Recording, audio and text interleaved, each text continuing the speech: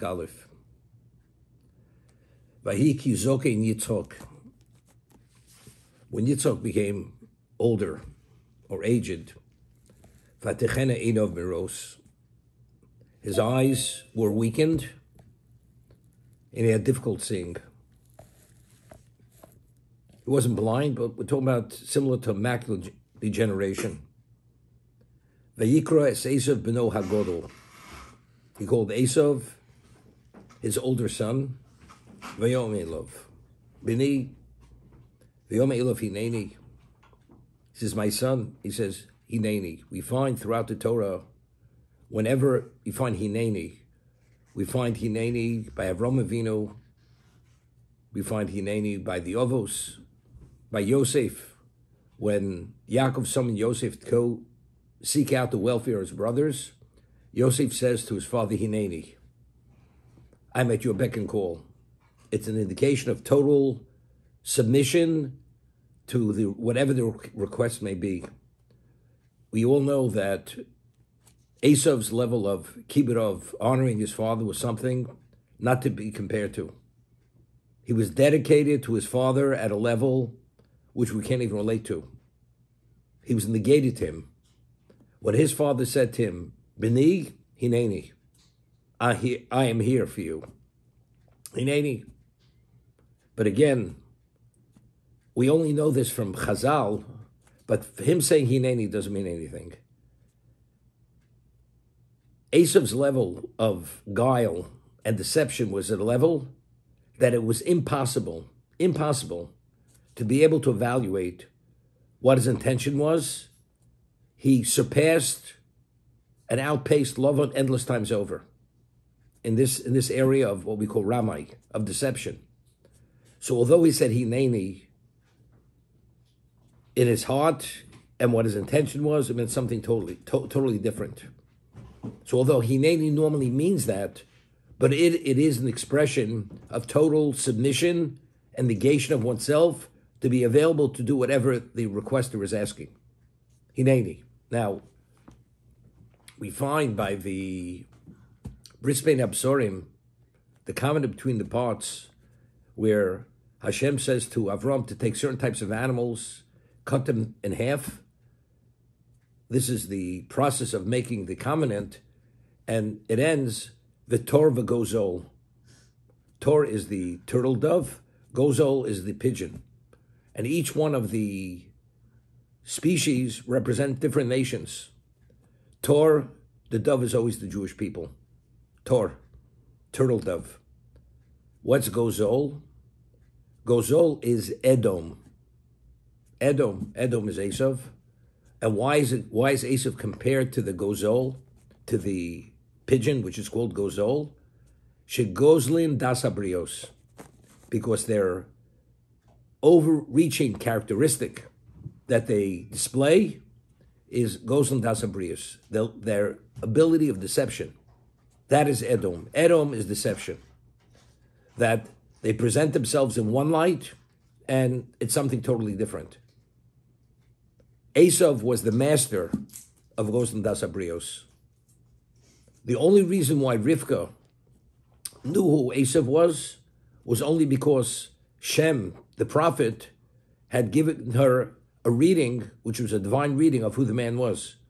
But even his own mother would not be able to really detect and understand, due to his level of guile and deception, to be able to actually evaluate what his intention was.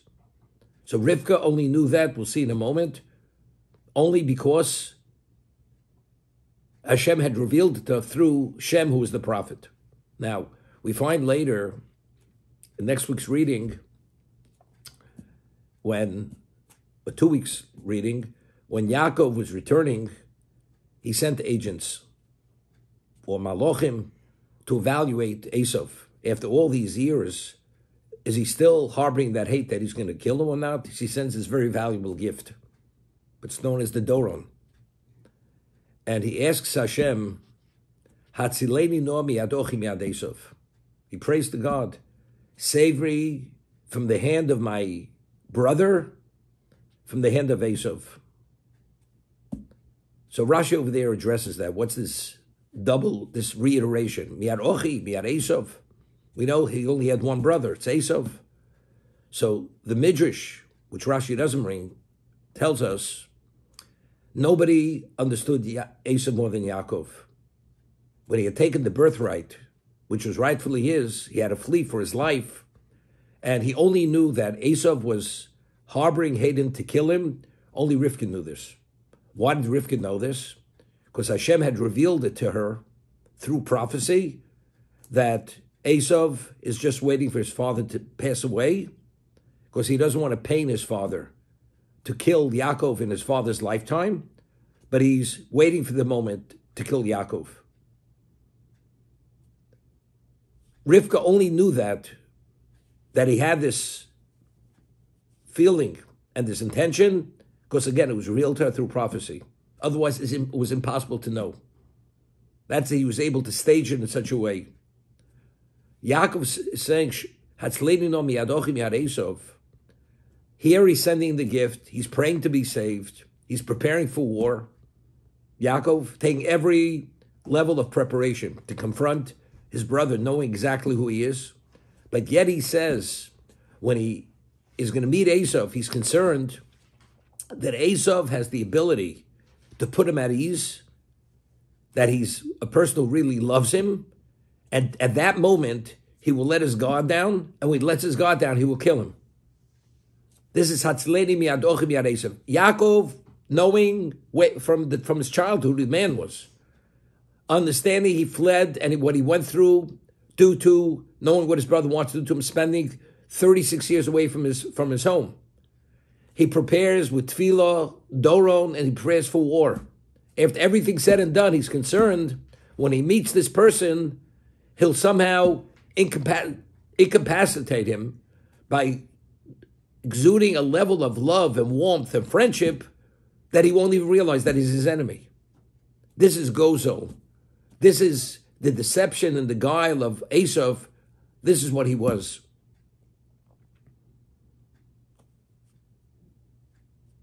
We say that Titin emes li Yaakov. Yaakov is emes. Yaakov is Tam Yoshiva Holim. He's the man, the perfect man who lives in the tent of Torah.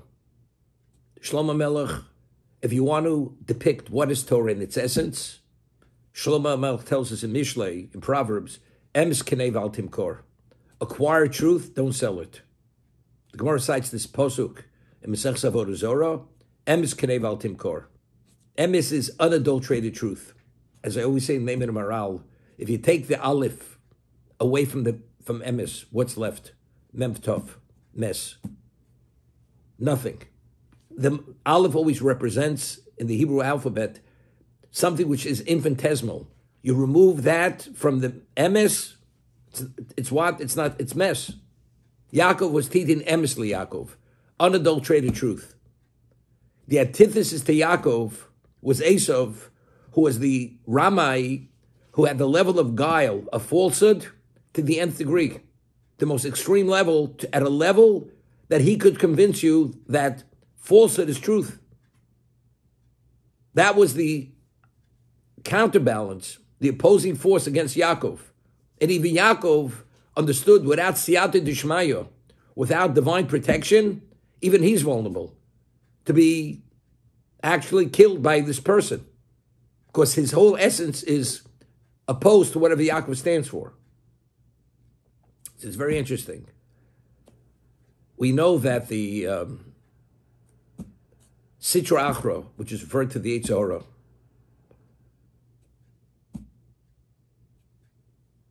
and Esav are one and the same force. Same force. Amalek. Amalek is the most extreme level of evil that exists. And that's what God says. Ultimately, Amalek will be obliterated from existence. Because when Emes is in place, Sheker, falsehood, cannot exist. It will be obliterated. Chazal tell us the Yetzer Hara, and we've learned in Mesillas Yesharim, could hoodwink us, incapacitate us, and the Mesillas Yesharim writes, as much as you think you could somehow have enough clarity to deal with the evil inclinations? Impossible. And he says it's like a doctor who prescribes medication, and only this medication is able to deal with whatever the health issue is. And the person believes he can do it differently. Hashem created us, and he tells us, the only way you can contend with this force, Barosi Veitzor Barosi Torah Tavlin. The only antidote to this force, to incapacitate him, is Torah Tavlin. Why? Because Ner Mitzvah Torah Or. Because the only illuminator that could give you a reading and give you an understanding of truth is only through the study of Torah. That's emes kinei. Only with emes. But how do you have to engage in truth, in unadulterated truth, which is God's truth? Only then could you see and appreciate falsehood. Otherwise, you can't see it. Yaakov is Titein emes li Yaakov. Yaakov being the personification of Torah, the personification of truth. As a result of this, he was able to deal, and he's the counterforce to Esav, who is the ultimate representation of falsehood, of evil, for that reason. Because evil only has the ability to deceive us if you don't see it. But if you have the emes, which is Torah Or, you have that level of illumination. Illumination doesn't mean only visually. You're able to internalize and understand and grasp what that evil is, then you stay away from that evil. And the Sultan, or the Yetzer Hara, which is all the same force, that's Esav, represented by Esav. It's known that the gematria of Amalek is Sufik. Sufik means it's questionable. It's unclear. They create this veil, this haze, this fog that you can't clearly see what is. And that goes in Das Abrios, as I said. But the last bird that's mentioned, Gozol is Edom, Shegozlin Das Abrios. They are experts. Nobody could match them in deception.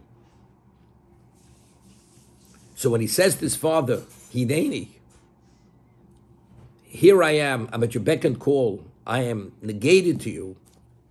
He's saying that, but it doesn't necessarily mean that. And he could convince anyone this.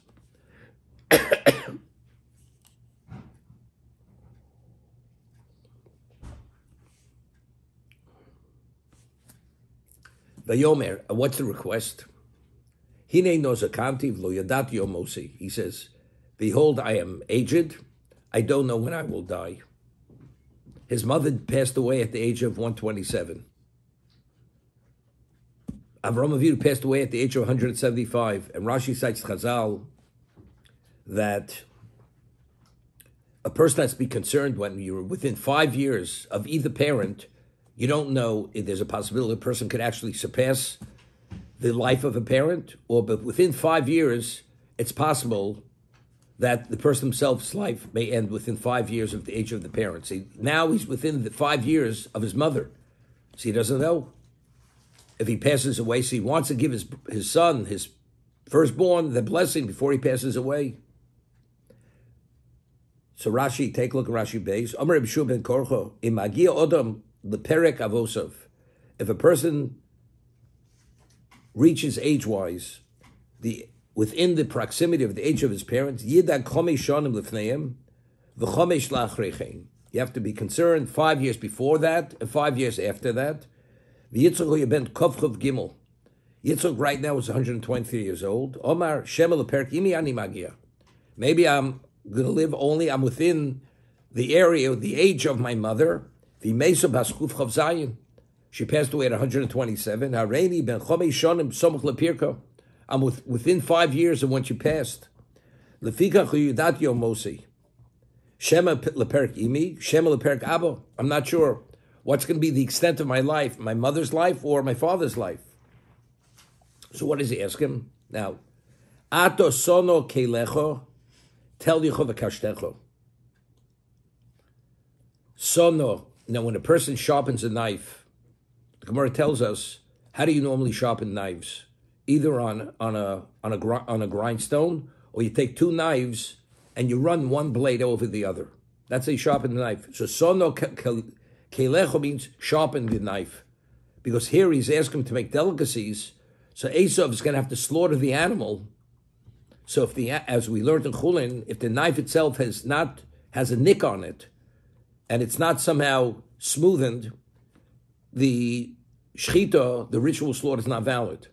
So he's telling him to be extra careful that when he prepares these delicacies, after he finds the catch, it should not be nevela. Otherwise, it's not valid.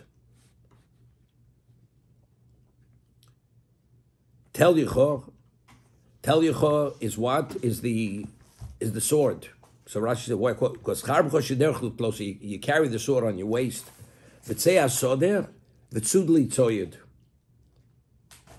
Rashi says, and he's instructing him very strongly, catch me a catch. So Rashi says, min a hefker, v'lo min a gezel.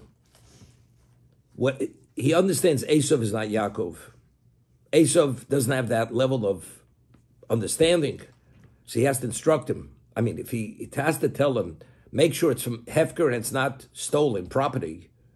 So how does he even consider giving this man the bracha? But he's considered giving the man the bracha. So we always mention this very important point. Esav was able to deceive his father to make him believe that he was a tzaddik.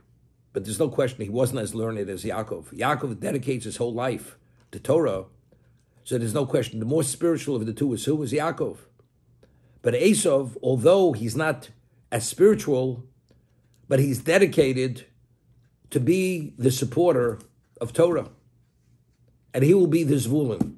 Yaakov will be the Yisachar of the Jewish people, and Esav will be the Zvulun. He'll be the supporter. And he's open to be instructed. He has to be instructed, because really he's not sufficiently knowledgeable.